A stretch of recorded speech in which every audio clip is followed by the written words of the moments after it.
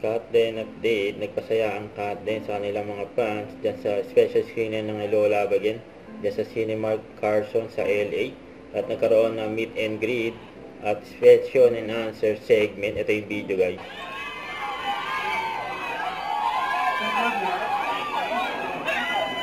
Ang dami pa nga, pinagpagulahan ng Cut din. Ito yung pagdating nila. Kaya meet and greet. Ang daming tao yan. Yan yung kalakas ng impact ng Cut din. Yan lagi nakalalay si Aldo kay Catherine.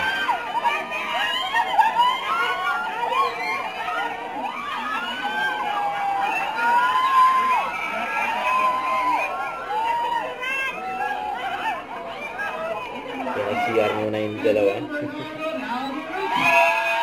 Kaya mga Cut din.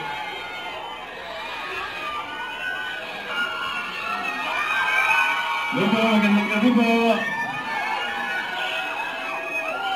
Natutuwa yung mga fans nila. First of all po, we would like to thank everyone for attending tonight's screening. And nagustuhan niyo ba yung movie? Maraming salamat po, and it's nice to see all of you guys. Hi everyone, good evening! Sana na-enjoy niyo yung movie. And we are here to answer a few of your questions. So, let's go. Alright!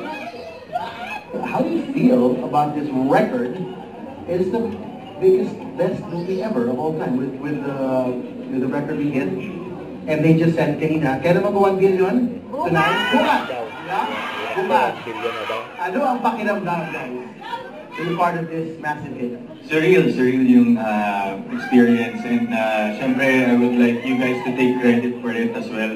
Hindi naman po mangyayari yan kung hindi dahil sa supportan yung lahat po na nandito, and of course all over the world. So hindi lang po sa amin yung success ng nangyayari sa film, kasama po namin kayong lahat doon, so maraming salamat po.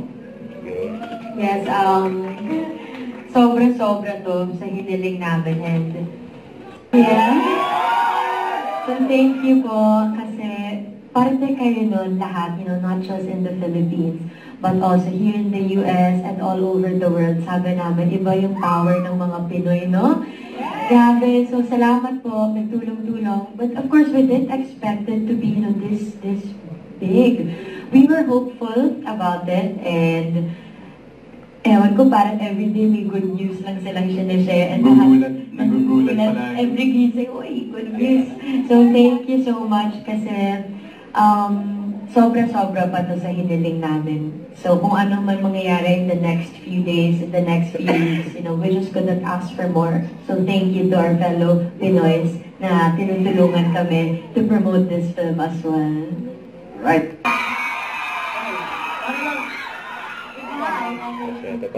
Come to those who wait, kasi you might have heard, I told the guys na nagkaroon ng delay. You waited for like an hour? I'm so sorry again. But this is worth it. Thanks sa energy. Grabe ang sabi. Sorry, we're so sorry for the delay. So, nandun kami, na-update kami, pero at least natapos yung pelikula. I'm sorry po talaga. Hindi nahawak ng team yun. But yes, so like what he said, everything happened so fast from January hanggang we started shooting, and then we did the promo for a couple of months, and now we're here in LA, and then we're gonna fly to Dubai next week. Ang bilis, parang walang time to process, but siguro yung maganda sa lahat ng nangyari, parang meron kaming may good news every time. And parang yung mga pinupuntahan namin, no matter nasa Pilipinas or nandito sa America, ang yung warmth na natatanggap namin sa lahat ng pinupuntahan, grabe. So thank you for welcoming us here in LA. Ang lakas ng Cut din eh.